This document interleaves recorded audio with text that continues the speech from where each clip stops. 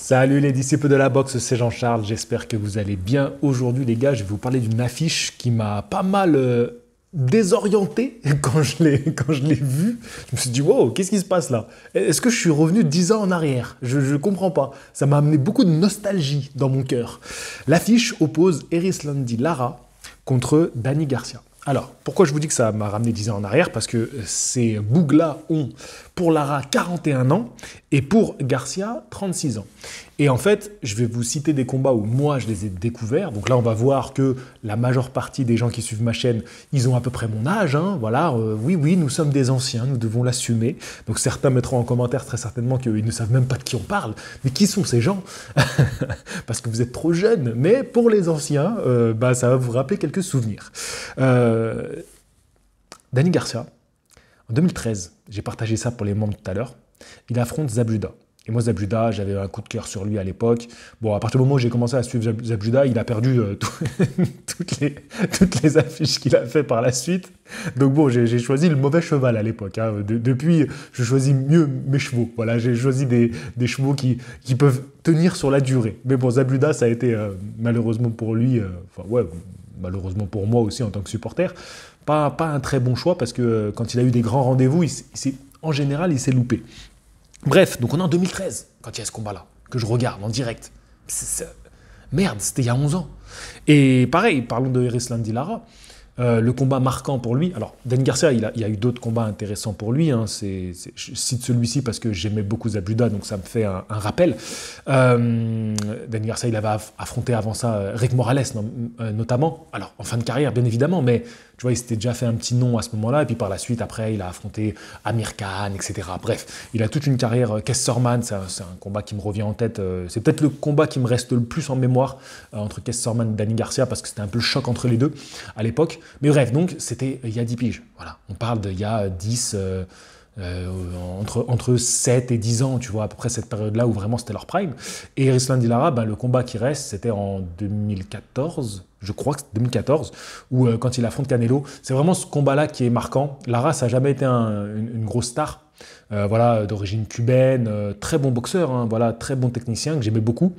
Mais c'était pas une immense star non plus. Mais c'est surtout son combat contre Canelo qui est resté dans les esprits parce que, pour beaucoup, ce combat-là, il ne l'a pas vraiment perdu. Voilà. Et c'est vrai que je comprends. Pour moi, c'est pas scandaleux. Je l'ai revu là tout à l'heure. Je l'avais revu une fois pour en faire une vidéo, je crois, de réaction à froid. Pour moi, c'est pas scandaleux, mais je comprends. Je comprends l'avis des gens. Voilà, je peux l'entendre. Et c'est vrai que je me disais, fut un temps, tu vois, c'est un combat qui aurait mérité revanche. Un combat où la décision, elle est un peu limite. Le combat, il est un peu limite. Bon, allez, pourquoi pas, ça aurait mérité une revanche. Parce que finalement, Canelo, il n'a pas accordé tant de revanches que ça dans sa carrière. Tu vois, quand on sait que, par exemple, un Floyd Mayweather, il a su accorder des revanches quand le premier combat était un petit peu discuté. Il a su accorder, pour certains cas, je ne te dis pas dans tous les cas, il y a eu revanche, mais il y a eu des cas où voilà, il y a eu revanche accordée. Et souvent, dans une carrière, on aime bien ça. On dit, bon, ok, ça a été un peu discuté, je vais vous prouver, je vais le reprendre, je vais faire un combat revanche. Moi, j'aime bien dans ce sens-là, plutôt que les revanches obligatoires, avant même que le combat ait lieu, genre on parle déjà de revanche. Non, moi, je pense qu'une revanche, elle doit être justifiée par le combat qui a été proposé lors du premier événement. Pour moi, je suis désolé, mais Errol Spence contre Terence Crawford, tu ne me parles pas de revanche, en fait. Qu'est-ce que tu me racontes? Est-ce qu'il y a débat? Non, il n'y a pas de débat. C'est clair et net. Fais ta carrière, l'autre, tu fais sa carrière, vas-y, c'est bon, l'histoire, elle est réglée. Et après, si oui, il y a tout un process où le mec, il revient, pourquoi pas? Pourquoi pas? Mais pour moi, tu ne me parles pas de revanche après un combat tel quel. Bon, bref. Et pendant que je me faisais cette réflexion, tu vois, parce que j'étais en train de préparer la vidéo que j'allais vous faire, je me suis dit, oh putain, imagine, ils nous sortent Lara Canelo 2 l'année prochaine. Canelo qui fait monter Lara en super moyen. Parce que je tiens à rappeler quand même que Lara Canelo, à l'époque, ça se fait en super welter. Parce que oui, fut un temps, Canelo a évolué en super welter avant de passer chez les moyens et ensuite de monter chez les super moyens. Voire même après chez les mi-lourds où il a fait 2 combats, un réussi, un pas trop réussi.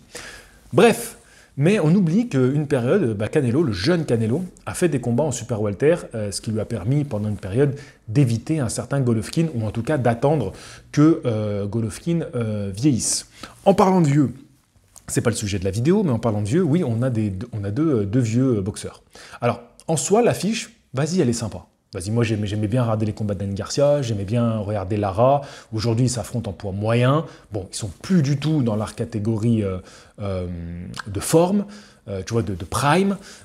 C'est à l'avantage clairement de Lara, parce que Garcia, clairement, c'était on va dire, un super léger Walter. Je pense que c'est là où il a fait la plupart de ses combats, de ses titres. Donc, c'est lui qui est plus loin de sa catégorie d'origine. Bon, Garcia est quand même un peu plus jeune.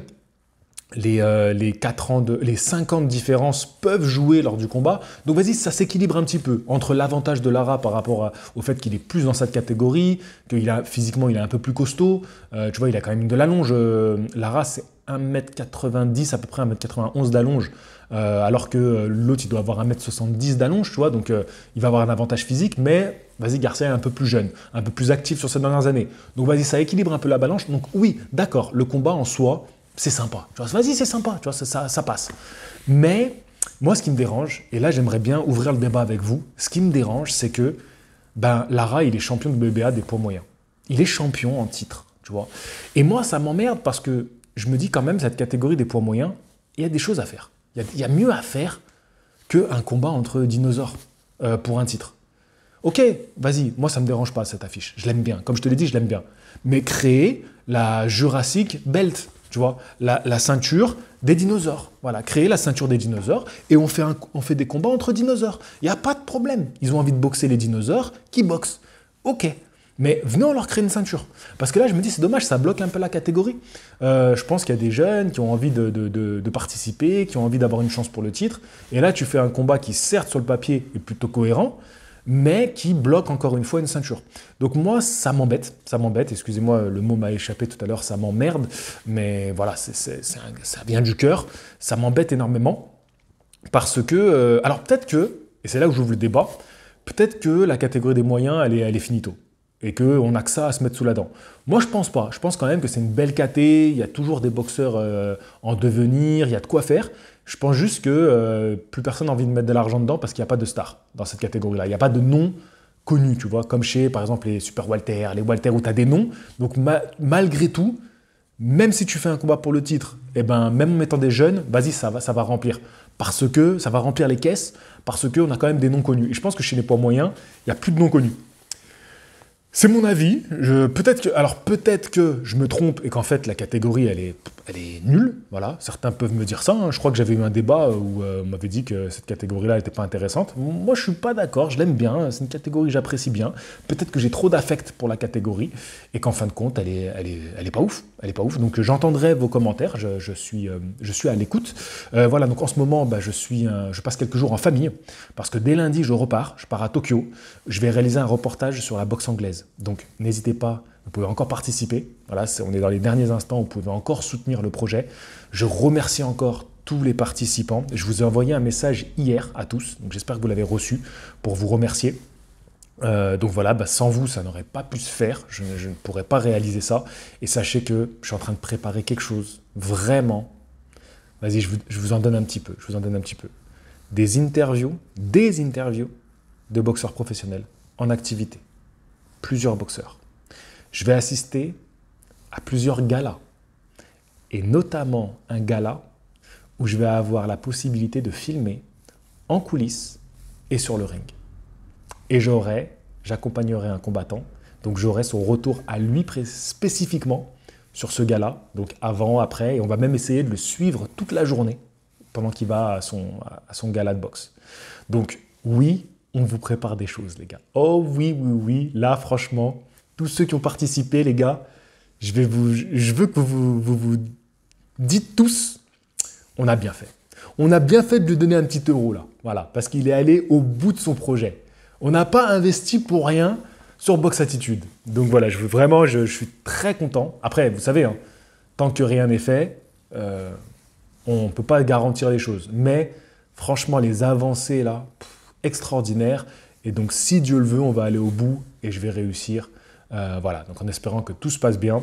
Lundi, je pars, j'arrive mardi là-bas et du Japon, je vais continuer à vous faire des vidéos parce que normalement, j'aurai une bonne connexion. Donc, j'aurai de quoi vous faire des vidéos. Je vais continuer à faire des vidéos presque tous les jours. Donc voilà, sur l'actualité de la boxe parce que dès la semaine prochaine, il y a quand même Joshua Dubois. Donc je ferai des vidéos depuis le Japon pour vous parler de Joshua Dubois, voilà, pour traiter de ce combat-là qui arrive la semaine prochaine. Là, je reste encore cette semaine sur la soirée de Canelo, parce que clairement, c'est la soirée de Canelo. Et peut-être que demain, je fais une vidéo sur Caleb Plant. Voilà, dites-moi ce que vous en pensez, mais peut-être que demain, je vous parle de Caleb Plant, de son retour. Sur ce, je vous dis à la prochaine.